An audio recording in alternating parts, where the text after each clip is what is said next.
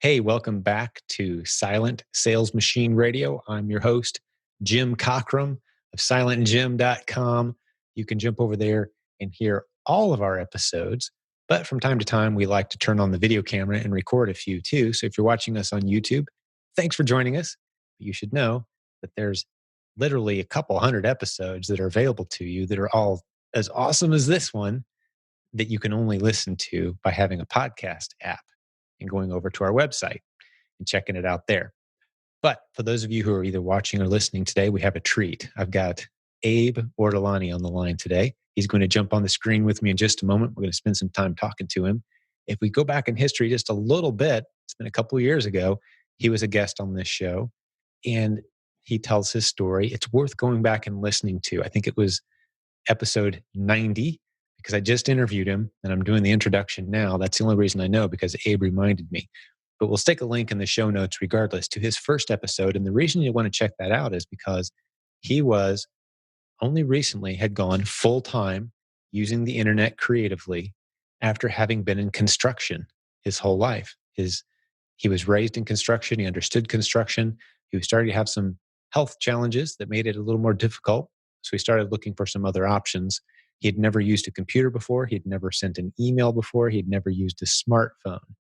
And here he is, one of the most creative, successful, and influential leaders in our community of business building warriors just a few short years later, with all kinds of exciting content and ideas and strategies to share.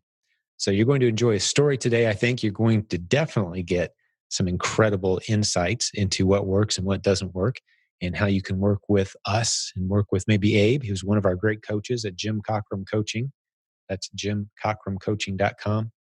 But regardless of what you do with today's content, even if you just sit back and enjoy the story and are inspired by a dad doing life the way it has to be done, take care of his kiddo and to make some great things happen, he's just an inspirational guy. He's had to overcome a lot and he's built something truly special. Hundreds of students from our community have worked with him at this point and seen incredible results. So with that introduction, let's jump over and introduce you to Mr. Abe. So Abe, welcome back to the show, man. Good to see you again. What have you been up to? Well, thanks for having me back. I know it's been a couple of years since last time I came to the show, but yeah, so I've been up to a lot. Sort of made a big shift over into partnerships, partnering with a lot of different Amazon brands, a lot of consulting work, a lot of marketing. So that's sort of my big shift, is going from just Amazon to everything else, Right. Facebook marketing, driving traffic, just learning all those strategies. I've been sort of obsessed with learning just overall marketing and advertising. And that's helped me partner with different businesses, both online and offline. Started out as sort of freelancing, just kind of winging it. And it's grown into a pretty substantial business now. And I've partnered with a couple of other leaders in your community, Nathan Bailey and some others. And it's just been grown. That's sort of what I've been working relentlessly on for the last year. It's been pretty incredible, actually. So that's so great. And if you could, you mentioned the podcast episode that you joined us. It's been a couple of years, which is hard to believe, man. But what's life like now? Just contrast your daily routine, because you were in construction. For those who didn't go back and listen to the other episode, you really should. We'll stick in the link in the show notes.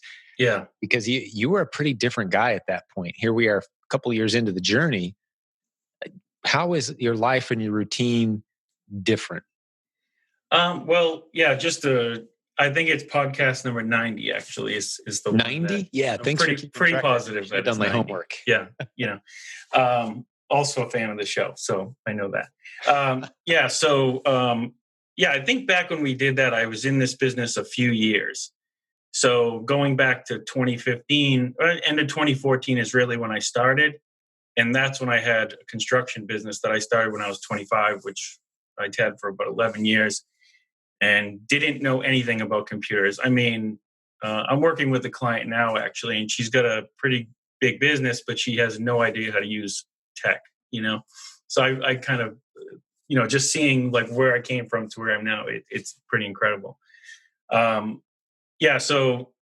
when I was just sort of getting out of arbitrage wholesale and just really starting my private label journey a few years ago, you know. So now it's been, I mean, pretty incredible. I could say I've probably worked with well over 100 different brands at this point, both my own and clients, and probably done several hundred product launches since then. So I'm able to learn, just have this incredible knowledge of, what works, what isn't working, how to do things correctly. Also bringing in off Amazon traffic and things like that. Um, so yeah, I mean, it's been pretty substantial, like as far as the growth process. But that's the thing. I mean, coming into this as pretty much knowing nothing, as far as an online business is concerned, everything was so overwhelming, you know, and I really couldn't see a path of like how I was going to figure it all out, But what I realize now is things are only hard when they're new, you know. Once they're no longer new, they're no longer hard. So as long as you know that and you keep working the process and learn the tools, learn the software, learn Excel. I had to learn how to use email. That's how like rookie I was, right? So just like working these processes, eventually they're no longer hard anymore. And then you can begin to build systems so that they work for you, right? And it's not like this big cloud that you have to try and figure out every day. So that was a big, just realizing those things is a big breakthrough for me. And now, anytime I have to learn something new, Facebook ads, YouTube ads, whatever it is that I go through, I just simply do it, work the process, and eventually I can build a system around it, and it's not hard anymore. Just the confidence level that you have, and the number of people who look at you as a true leader, which you are. And you've coached many of our students, and Mm-hmm. you've helped many businesses. I didn't realize 100 brands. That was news to me. You've been hitting it, man. Easily. That's Yeah, awesome. easily. You've been a contributor to the proven product partnering strategy that we teach around here, where Yeah. you can go out, find a brand, help them get on Amazon. Well, beyond just helping them get on Amazon, you can help them start marketing, and not just necessarily on Amazon, but hey, let's get creative with Facebook. Let's get creative with driving traffic, grow an email list, those kind of skills. You're proof that if you just dive in, and I love what you just said, I've never heard anyone put it that way, Mm-hmm. Abe, that it's only scary because it's new. And that's so true. As soon as you spend an hour or two digging in, like, oh, wow, why was I so intimidated? That's easy. Yeah. That's why I always say, if you can learn to use email, you can learn any skill you need to do this stuff. It's just a Yeah. matter of jumping in, being a little nervous the first time, realizing you're not going to break anything, and experimenting, and off you go. Yeah. But Absolutely. so I love your story, man. But I'm curious, the direction I'm hoping to go a little bit here is, how has your life changed? I know you've become a competent leader with many clients and a lot of success, but just if you can go back in time, you said it was 2014. So we're making a significant time leap here, but Yeah. just your routine, your schedule, your health, your ability to kind of manage your life. Like, what's the difference between being a construction guy and being, the internet marketing guy? Yeah. What's that transition felt like? Well, I'll tell you, it was definitely difficult at first, and that was just to kind of reset everything I knew about everything I did, really. Here I was, a construction guy working 10, 14 hours a day, not having a lot of time for the family, you know, just focus on work, work, work. Sort of just that's the way I was raised. That's how my father did it. So his father did it. It was go work a 9 to 5 job, provide for the family, and that's how you did things, right? So, so for me, health was never an issue. I was always in very good shape. I was, just because the work ethic and all that. And then come the shift where I shifted to an online business. And, of course, one of the main reasons I did that was so I could be around my son, who's now 10 years old. At the time, he was 5 or so. So that was big, just so I could be around with him and be a better father and do those things. So that was my vision, right? That was my initial goal. And then as far as, the health thing was concerned, like going from pretty much nonstop daily routine to sitting at a desk and trying to figure things out, with the brain instead of the body, took a sort of toll on me health wise in the beginning, So it took a little while to sort of reset that.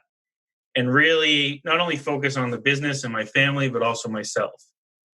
So now I have a much more like routine schedule where, I set time away for myself because I have the time.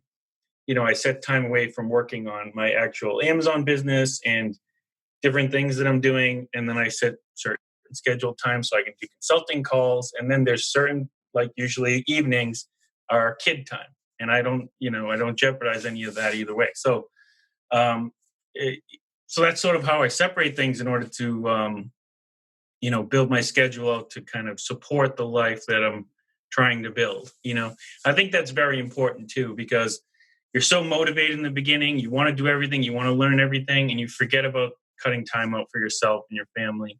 So, I've been able to figure that out, which is very important. Well, I love, just to illustrate that, man. I love that. I texted you here a little while ago and said, "Hey, man, we're going to run a little late, start a few minutes late." And your first reply back was, "Hey, that's cool, but I got to be done by, Yeah. 3:45. I got to go pick up my kiddo." Like that's Yeah. the non-negotiable now, and that Yeah. we do that. It's as a dad, there's just no better feeling than knowing, hey, I can make my family a priority anytime I want to, Yeah. and make my business fit around that, rather than the typical. In kudos to all the dads out there. I always feel compelled to say this, Abe. There's dads out there still doing the 14-hour a day thing because they have to do it to provide for their family. Man, heroic level effort. Keep it up. Mhm. Stay in the fight. We're proud of you. But man, there's some other options to explore here, and you can tip your toes in the water, dip your toe in the water on this stuff, and Sure.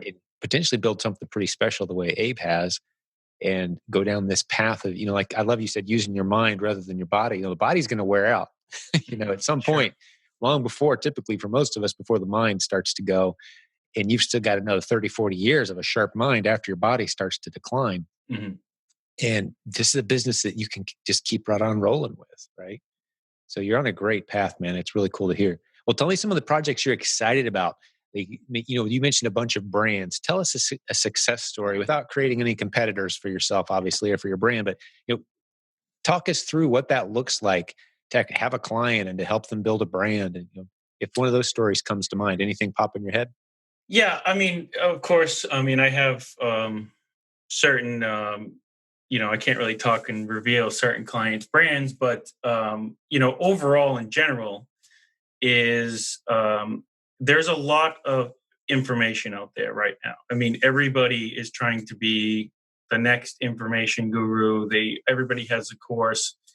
A lot of it, and it being someone who's seen a lot of these courses, and I'm in the community. I know a lot of people in this industry, and there's a lot of misinformation out there. There's a lot of sort of the people selling the get rich quick, or here's the sort of the layout to do it exactly how you need to do it. And it doesn't always work out that way. you know there's so much competition now, especially from when I started. And Amazon evolves constantly. Almost, I usually say, 3 months on Amazon is like 2 years in the real world. That's how fast things change. And one day you could look up and your operating procedure has to be completely changed because something has changed so drastically. We just saw this with Amazon Ads Manager completely over the last 6 months to a year. They completely reformatted everything. So a lot of the advertising processes we had to redo. And same thing with Facebook. Facebook is always changing.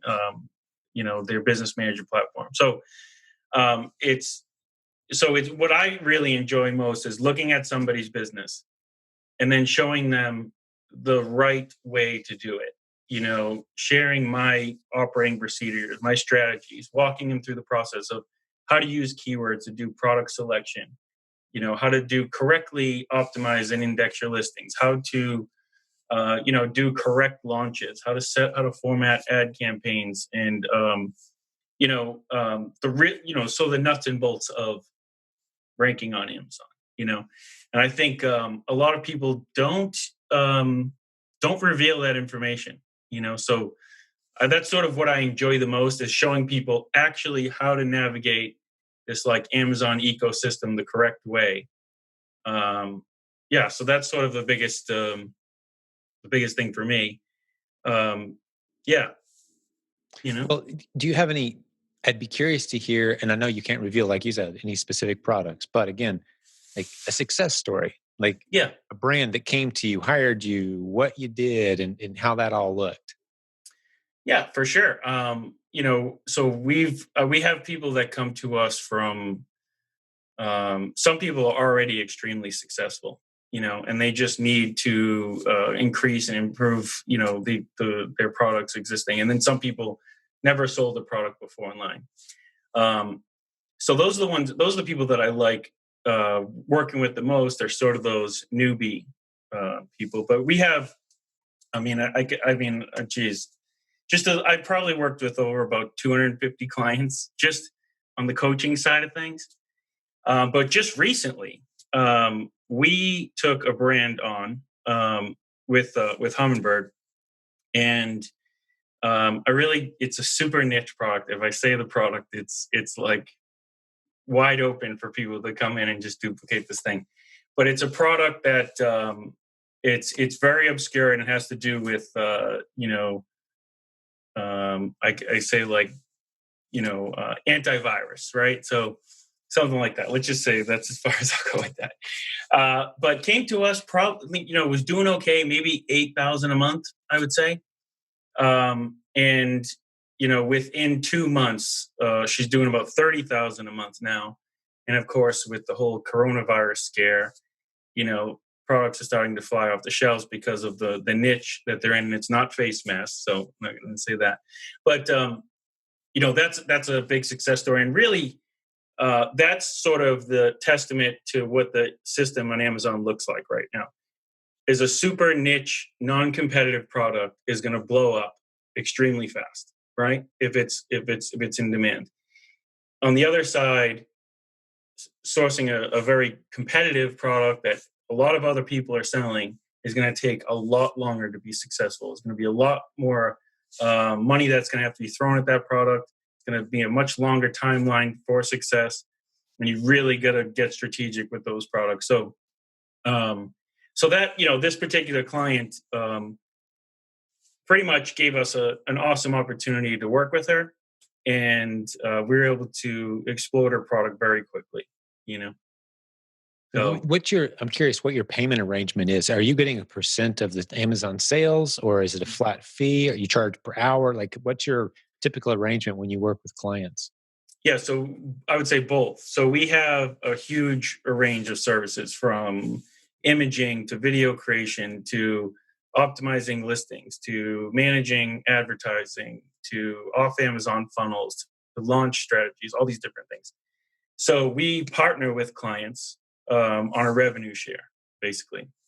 So depending on the volume the client is already doing, we'll come to an agreement as far as a percentage of revenue that will be paid to do all this work, right? And usually in those deals, it just includes everything. It's a partnership agreement, and we're just going to increase sales, and then we take a piece of the revenue.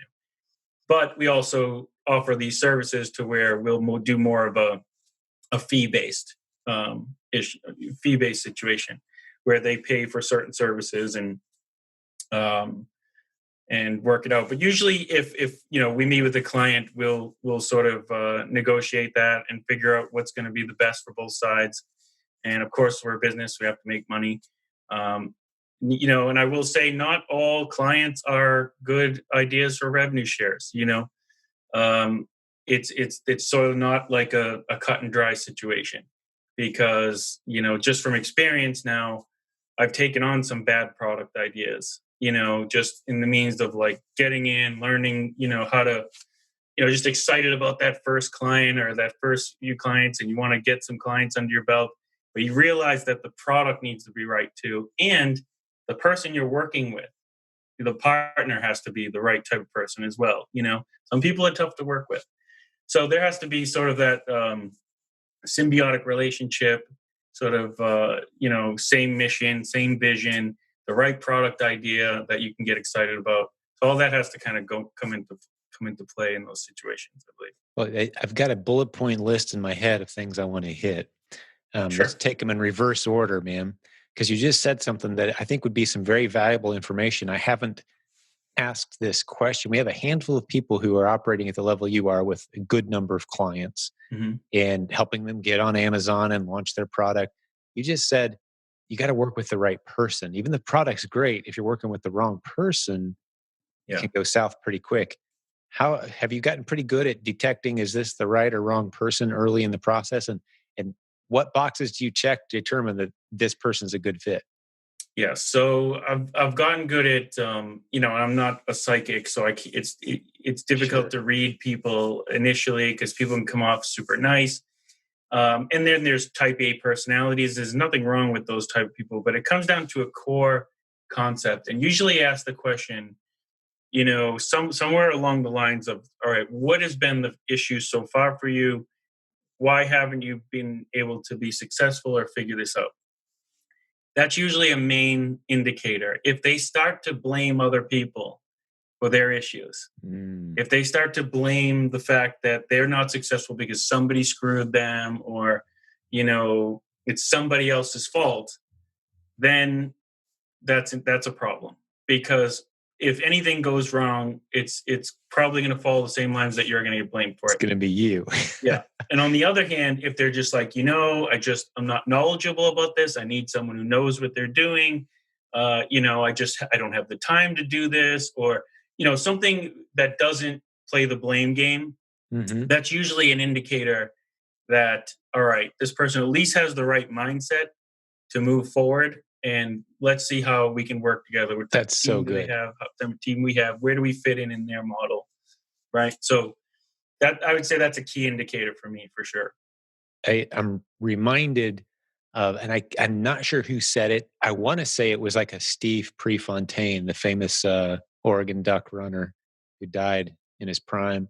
I think it was him. It may have been someone else that said, you haven't truly failed until you start blaming others. Mhm. That's such a good quote. And Yeah. that's very good insight when you're going to work with a client or partner or anybody else. That's why one of the tests I like to say, a guy in our community was, uh, I think it was Jeff. He was meeting one of his daughter's boyfriends. He's like, oh man, give me some ideas. What do we talk about? To get him to talk about his family, because if you Yeah. can get a guy talking about his family, you can real. Is this the kind of guy that blames others and resents others and has negative relationships around him? Or is this the kind of guy that, he may have had a broken family, he may have rough relationships, but he refuses to go negative. You want to work with people like that. They're not going to blame others. They're going to look forward. They're going to be transparent in the way they present their issues and like, hey, I'm probably part of the problem here. You want those kind of people. And so you can try new ideas and you don't have to worry about the finger being pointed at you if it doesn't work. Yeah. That's good stuff, man. That Yeah. was really And good. there's a quote I like to use, which is skepticism always is a self-fulfilling prophecy. Mm, Right. So when you're looking at these situations, if you have someone that's skeptical from the beginning, they're never going to see that, they're really never going to change their mind. They sort of have to believe that hiring you is going to be the right process to achieve whatever the goal they're going to achieve. Right. And I think that goes for people coming into this business too, looking at Amazon as a new career choice, like just from that level, right? If you come to this skeptical, if you're in Facebook groups, you're saying RA is dead, wholesale is not profitable, private labels too saturated, whatever. You're never going to be successful at it until you can remove that belief system. You yeah, know, you got to take that skeptic hat off at some point and give it a yeah, shot. yeah, you have to. Internally, you got to believe in it. Yeah. Or you're going to self Sure. sabotage just so you can prove yourself right. Yeah, yeah, and for me in the beginning, that was the motivation for me to keep going. Hmm. I there were times where I sat there and I was questioning. Sales were low or lower than I expect them to be. So, at the time, and I was saying, can I make this work? Or do I have to go back to my other job? Like, is this ever going to happen for me? And as soon as I just switched my mentality of like, no, there's no option for me. This has to work. I'm never going back. And as soon as and that just caused me to be motivated to work and just keep going and working the problem until I figured it out. Um, but I think that that was a big. I actually remember that momentum shift that happened to me. Was it like a Um, moment in time specifically that you recall? Yeah, I do. And you know what? I think I actually, this isn't BS because I definitely said this in the last podcast I was on, but I was working in, by myself in my office, like just going at it alone. Right. There was Facebook groups. Yeah. But it wasn't much. And I remember for the first time I ever kind of got out of my office and said, all right, I'm going to go and meet people in this industry was CES3, Louisville, Kentucky, 2015, September. And yeah, I'm just, it's the truth, really. And it was there where I met like 5 or 6 guys that we all kind of, hung out one night and just started sharing ideas, formed a little mastermind group. I met some other people that I had just been online friends with. I heard some great feedback from some of the speakers, and that was the first place I ever learned about what a keyword was. Now, literally, my entire day is spent reverse engineering keyword data, right? So, Yeah, you you can know, nerd out fast. I mean, yeah, I sat in on some of your last keyword presentation, and it was where you were at that point was over my head, buddy. You were digging yeah, in deep. It was beautiful, and I was just sitting there envisioning you with a utility belt and a hammer and a measuring tape on a roof somewhere just a yeah, few years ago, never yeah, having used a computer, and here you are blowing my mind with these in-depth keyword testing strategies. yeah. It was beautiful, man. It really Yeah. was. And once you understand how to like implement those procedures, I mean, it's not as complex as it seems. No, it's really not. Sometimes You it's did a tough good to job of making explain. it simple. Yeah, Yeah. sometimes it's tough to explain, but actually, if you have the process down, you know what you're looking for. It's really not that big of a Yeah, deal. good point for sure. Which Yeah. another point I was going to make as we're going through that bullet point list in my head, kind of backwards. You mentioned coaching and Hummingbird Hmm. and kind of the course of your story there. And I just want to encourage folks. Abe is a coach on our team, jimcockramcoaching.com. If you Hmm. want to talk to us about working with Abe as your coach, we have incredible coaches. That's a very small piece of the pie of your overall income, I'd imagine. You only take on a handful of students at a time, but you are one of the coaches working with some of our Yeah. incredible students. And that's led to some great business partnerships and relationships. And you mentioned Nathan earlier. He's the Sure. director of our coaching program, and that's your business partner on Yeah. Hummingbird. What's Hummingbird? So Hummingbird is sort of a full scale, done for you. Well, let me just, for lack of like a explanation like that's so cut and dry. Nathan obviously has been a consultant for years, doing a lot of coaching. He runs, like I said, he runs the coaching program. He has, he's always been doing partnership deals with big brands. He has 2 big warehouses. Um, and another guy who's a partner of ours, Michael Gray, sort of this world-renowned branding expert. He's run multi-million-dollar agencies in New York City, way going back 30 years. In Yeah, I in mean, this sort of dude like does yeah, work with Jackie Chan and yeah, like he's a next level branding guy. Some of the right. most amazing stuff I've ever seen, as far as his logo designs and the way he's branded companies. Super smart guy. And myself, I was sort of making a lot of headway as a marketer, building, working with some pretty big companies, doing, social media ad campaigns and just setting up marketing strategies for different companies. Obviously, Amazon launches is a big thing that I do. Um, and we also have some other partners that, one guy owns a law firm, Jeff Lillywhite, and things like that. So we sort of all kind of came together and formed this company. And we do everything from corporation setups to trademarks to everything Amazon related.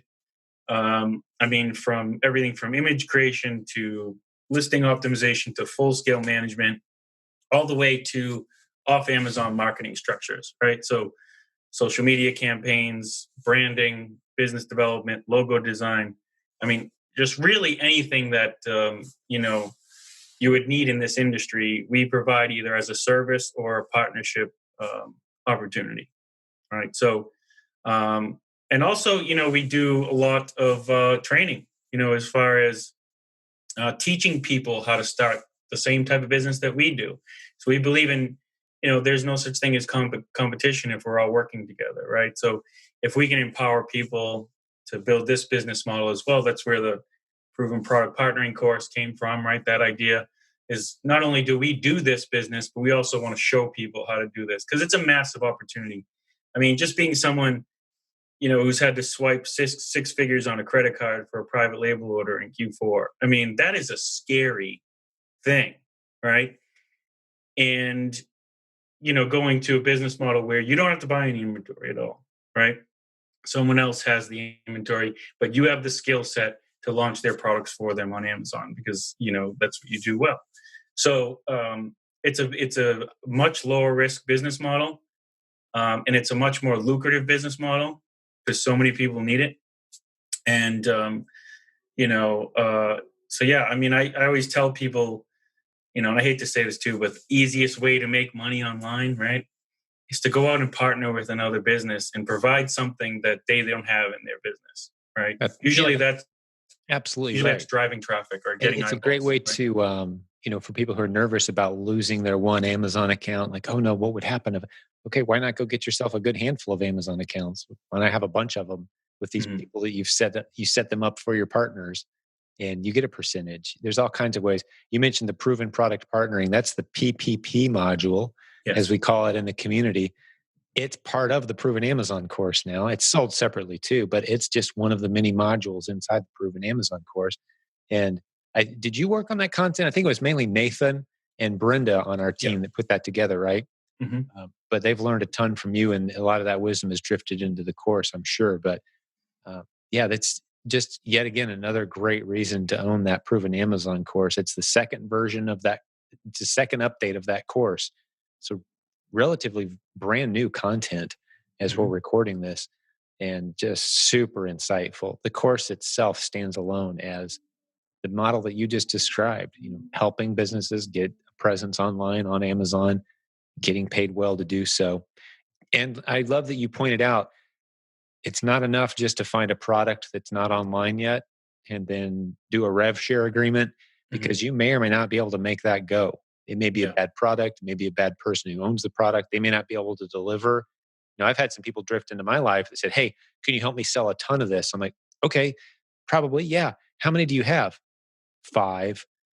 How many you could get if we really needed them fast? Like, are you able to leverage and build and grow?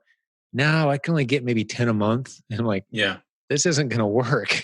Yeah, and that's the whole thing. I mean, when you're doing a revenue share agreement, I mean, the client really has to have all those pieces in place already. Right? I mean, you can help them do it better, but they have to have supply chain down, being able to they have to be able to scale because if you're going to drive traffic momentum, the thing that's going to kill that is to run out of stock at any point. Yeah. So they have to be able to do their part to maintain all of that. You can control the momentum and the optimization and everything, the research, everything that needs to happen there. But as far as the logistically, I mean, they have to have that their stuff in the right place, so that you can both grow together, right? So, but yeah, so that's obviously something you look at when you're looking at those type of agreements. Very good. Well, this has been a great update, man. It's really good seeing you again. I'm curious as we kind of start to wrap this one up. Hmm. Well, I want to say one thing quick. If you're interested in working with Humminbird, again, you can just go straight to jimcockramcoaching.com. The same guys in there in that office work with Humminbird all day, every day. We've kind of blended these businesses. If you haven't noticed listening to this podcast, there's a whole lot of blending together of all these great people, and these people who were students who bought the course, went through coaching, became a coach, became a partner, built businesses with us. It all kind of centers around the same hub of people. So just give us a call and they'll bump you over to what you need to do to work with these guys if you want some branding help and that sort of thing. Or if you want to get a great coach like Abe or some of the other great coaches on our team. Again, Abe's partner Nathan is my partner as well. He runs the coaching company for us. Hmm. So a lot of overlap there. But I wanted to ask you, Abe, before we start to wrap this up, just to put on your hat. I like to do this with listeners from time to time of, if you're brand new out there and you're thinking to yourself, okay, maybe there's something here to this. What initial steps, if someone's still kind of trying to prove this whole thing out to themselves, I think there might be something here.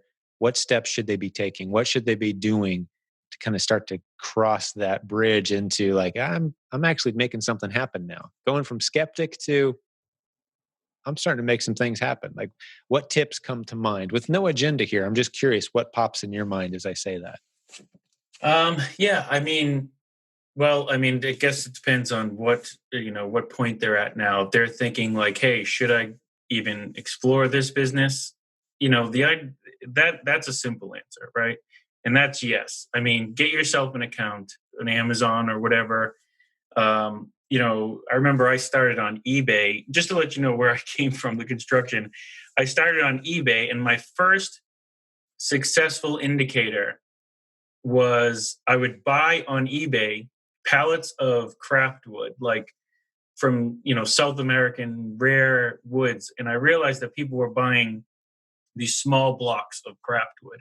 So I would buy pallets of wood, chop them up, and resell them on eBay as little craft blocks, right? So they would make like knife handles and pens and butcher blocks or whatever, right? So I would buy these big pallets of the wood, and there was profit there. Another thing that I did was I would go into Home Depot and go into the rental center and buy the used rental equipment for a huge discount that they were getting rid of. And I would sell it back on eBay for a huge markup. I mean, it was so like just that's how I started, right? I mean, they're totally outside the box, not really super scalable ideas, but it proved to me that I could sell something online. You know, I'm not saying do that, but I mean, now you have so many more tools and resources available to you. Like third party sellers, meaning us, we're way better than selling on Amazon than Amazon is, right? Because they don't have access to the incredible software tools that we have Yeah. access And to. Jeff Or Bezos himself said the same thing yeah, a few months ago. yeah, Like that's why we're getting out of the third party marketplace. You guys are so good at it. We can't keep up with you guys. yeah, exactly. You can just go look at an Amazon listing and go look at a third party seller's listing that's doing well. I mean, it's night and day. And it's because we have access to amazing tools where we can, I mean, of course, Amazon can pull keyword data, but the way we structure it, present it, and launch it is just so much more in depth, right? So and there's all this information is out there to learn, but I would just say, like, just do it. Just go and explore. Get yourself an Amazon account. Sell something, and you'll start to become a believer as you do it, right? For the person that is sort of in the business and struggling, um, if you don't have a lot of capital to get started, I would suggest something like retail arbitrage. That's how I got started. Right? There's a great course out now, the Replens course, and just knowing, like, being involved in sort of everybody's just going insane about this course as far as finding replenishables, retail arbitrage. And it's I just see a lot of success stories coming from it. I see people who they initially want to get into private label, but they don't really have enough capital, or they want to see money coming in quicker. So we always say, hey, here's this other model, generate some revenue, and we can roll that into a private label brand sort of long term. Know that private label is a long term strategy. Sometimes 6 to 8 months to get a product up and selling really well. So, just know that, and just pick, don't go all in with private label if that's not your means. I would say start turning over some money, start turning over some revenue, prove to yourself that this business can work, and then scale up from there. I went from retail arbitrage to wholesale to different bundling strategies. And then about 2016, so I was probably 2 years in, I shifted to private label. But I was already doing six figures a month at that point. So um, yeah. So that would I guess that would be my advice there. It's all great advice. And I'm not sure if you'd heard yet. News is only a couple days old, but the Replens course that you mentioned, Yeah. I call it the no scanning strategy of finding retail inventory. We can teach you how to do that. And that's the course that Yeah. Jimmy and Brittany helped us put together, of course. It's in the Proven Amazon course now. It's one of the modules. Again, that Proven Amazon course, you buy it once, it just keeps getting better and better month after month. It's in there now. And it's still sold separately for less than the Proven Amazon course, but it's one of the modules that's just included. So if you're a Proven Amazon course student, even if you bought the course, that course is 10 years old now, Abe. So even if you bought it Wow. 10 years ago and it was just a few dollars, and it was just a couple PDF files and a couple recordings at the time, and a few of us put it together. But and it's matured over the years. But one thing we've always done is, as new content gets added, it doesn't cost you anything if you have the course. So that Replens course is our most recent big addition. And you're right, people are flipping out because you don't have to scan barcodes. You can walk into any store, retail, and using the strategies that we teach in that course, come out with up to dozens from any given retail aisle, which just proves to me once again, retail arbitrage, not only is it not dead, it's not even started yet. Hasn't even started yet. Only what, 5%? Amazon owns 5% of all retail in the US. I think that number could quickly climb to 10 or 15, representing hundreds of billions of new spending. As more and more people shop online right now, 90% of retail is offline, brick and mortar. There's all kinds of growth, in other words. And retail strategies that we're teaching around here, yeah, it's changing lives, man. And that's a good place to start. I'm glad you mentioned that. And then if you want to establish your own brand, something a little more stable, something that you could actually sell, an asset, a brand, a business that you could sell to somebody else at some point, it's kind of hard to sell a retail arbitrage business to somebody. But if you own a brand that's gone big, it's got a lot of momentum. Maybe now you're getting into retail stores and it's, you've got something that you could sell. You've got an asset that could be moved to someone else at some point. So I love that kind of that natural progression from flipping items, flipping wood and used tools and moving on into retail arbitrage. That's kind of the table, but it does require a commitment to growth and constant learning, right? I mean, you're always learning. How much time a week, I'm curious, Abe, as we start to wrap this up, how much time a week are you spending, would you say, learning skills, learning new stuff, listening to podcasts or diving into a course, that sort of thing? How much time do you carve a week to do that? Well, it's interesting because I do sporadically do that. I don't know if I could put a weekly time limit on that. The majority of what I learned is learned by doing it. Sure. Right. So when I'm sort of onto something, I'm the type of person, I don't really need step by steps. Right. I need sort of the concept, the idea, and then I just go for it. And I remember my first Facebook marketing client approached me at my kids' swim meet, has a massive company in my area, and came up and said, "Hey, you do this online stuff. We need help with marketing." And I went in to his business and I was said, "Whoa, this place is huge." And then I said, "Yeah, I could help you. Give me like 30 days to kind of look at things and figure it out." And I said to myself when I got home that day, like, "Okay, you got 30 days, buddy. Get to work." And that's when I just sort of digging into all this information, but also I had sort of free range to implement stuff and play with things. And, that was my sort of, that kind of blew my mind because then I sort of became obsessed with it and I love doing it and all that stuff. So, but that's sort of how I jump into things. And I would say that no matter what, like every model works, right? There's no model better than others. There's some that are more scalable and automated, but whether you're doing arbitrage, wholesale, private label, or anything else, it just takes every one of those take an amount of work that you have to dedicate to it, right? Whether that's the learning curve you have to overcome, or it's the different, processes that you have to put in place. All of these strategies take work. And why I mentioned retail arbitrage to begin with is because it's the quickest to market opportunity, right? You can walk into a store, pick something off the shelf, send to Amazon, right? Wholesale takes a couple of weeks to order things, larger quantities.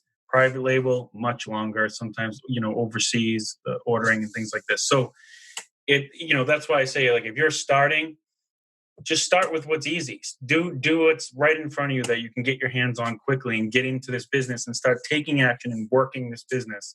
And you can grow from there. But the worst thing you can do, and I was a victim, I did this in the beginning, was just learn, and not take that first step. That's right. Take the first step first and learn as you go. And that's going to push you forward. We've come to call it real-time learning instead of just in case learning. It's just in time learning is what it is, right? Instead of I'm going to learn everything I need to know just in case I might need it someday. That's Yeah. not the way it should work. That's the way we all went to school and learned. Hmm. Just in Yeah. case you need to dissect an isosceles triangle someday, we're going to spend 3 weeks learning that now. Yeah. That's not the way to approach your internet business. Just in time. You had someone walk up to you at a pool and say, "Hey, could you do some Facebook marketing?" And you said, "Sure." And then you went home and learned some Facebook marketing. Yeah. Yeah. Just in time. Learn what you need when you need it. I love that you made that lesson evident today. That's a great example. How things turn out with that client, by the way. What's the I worked with him for over 2 years, and to very profitable. I was working on a retainer for him for 2 years. Eventually went on a percentage deal, and then eventually got a big payout to train his team and walk away from it. So That's beautiful. that Have you was ever told him that you went home and studied Facebook marketing after that first I time? may have joked about it after like a year. That's how simple this can be. I don't want to say easy. To me, there's a difference between easy and simple. Simple means I can explain it to you fairly precisely, and then you can take the ball and run with it if you want. Easy is sitting in a chair watching a football game on a Sunday. That's easy. Simple is I can explain it to you. We can understand, but you're gonna have to do some work here. Just because it's simple doesn't mean it's gonna be easy. Yeah. This is a simple model. You're gonna hit some roadblocks. You're gonna have to learn as you go. But everything we talked about today, even maybe some of those acronyms, or you're scratching your head like, what's that word even mean? Take the time it takes to investigate and figure it out. Real time learning, or instead of, sorry, I always call it real time. It's actually just in time learning Yeah. versus just in case learning. That's the best. If I could just put that mindset in front of every student that comes through our community, man, that would be so beneficial. Yeah. It's such a great way to think. Well, hey, Abe, I know we're closing in on time when you got to go grab your kiddo who Yeah. recently got his black belt. Yeah. Congratulations. Black belt in karate. Yeah. That's Big, super big cool, deal man. for us for sure. Yeah, so proud of him, man. That's so cool. So go have some fun dad time. Thanks for hanging out with us. And I'll talk to the listeners right now. Man, we appreciate, Abe and I both really appreciate you giving us part of your most valuable asset. That's some of your time. You hung out with us today. Even though it was virtual, hey, you can send us your feedback, jump into our Facebook community. Abe's in there. He's one of our coaches. He's plugging away every day around here doing some cool stuff. So if you have some feedback or additional questions, jump into our Facebook group. We'll stick a link in the show notes at silentgym.com/podcast. Just go to this episode. You'll see all the links we talked about today, and maybe a few other things as well. Like the Proven Conference, Abe's going to be there. He's going to be one of our presenters, Yep. theprovenconference.com, July 2020. What are you going to be talking about in Florida, Abe? Do you know yet? Yeah. So I'm going to be diving into the importance of keywords from product selection. I'll just say real quick that the way to make sales on Amazon is to get onto page one for all of your keywords, right? So everything that we build, every process that you build has to reverse engineer that scenario. So I'm going to show you exactly how to do that, from product research to indexing listings to launch strategy. I'm going to break that hopefully into a 45-minute presentation, but it's going to be super valuable. One thing about my presentations I try to do is make them super actionable.